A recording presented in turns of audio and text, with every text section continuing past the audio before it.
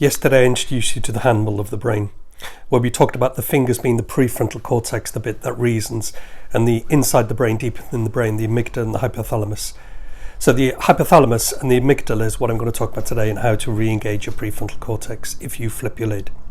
So the amygdala can hijack. The amygdala is the emotional bit, and that explains why if the prefrontal cortex is not engaged and the amygdala is hijacked, then you're not able to think very clearly. That's why under stress you're not able to reason, and you feel yourself not being able to work out a solution. Okay, so how do you re-engage your prefrontal cortex? Just as an aside, if you've got teenagers, the ability of the prefrontal cortex to regulate emotions doesn't fully develop till you're 25 years of age. So what we need to do, if you flip your lid and the amygdala is hijacking the situation, you want to be able to tell the amygdala to calm the stress response, and that allows the prefrontal cortex just to re-engage.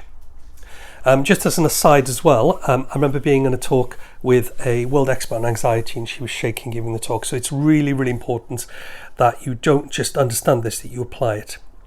I've applied it. I'm a former British Army officer, former mountain rescue, and a former lifeboat navigator volunteer.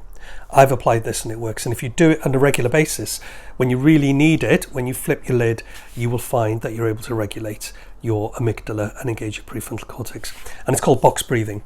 Regulated breathing is one of the few things that calms the amygdala. It tells the amygdala that everything is okay and the prefrontal cortex is engaged. So what is box breathing? Box breathing is inhaling for 4 seconds, holding for 4 seconds, exhaling for 4 seconds, and holding for an additional 4 seconds, and doing it, if you're able to, 3 or 4 times.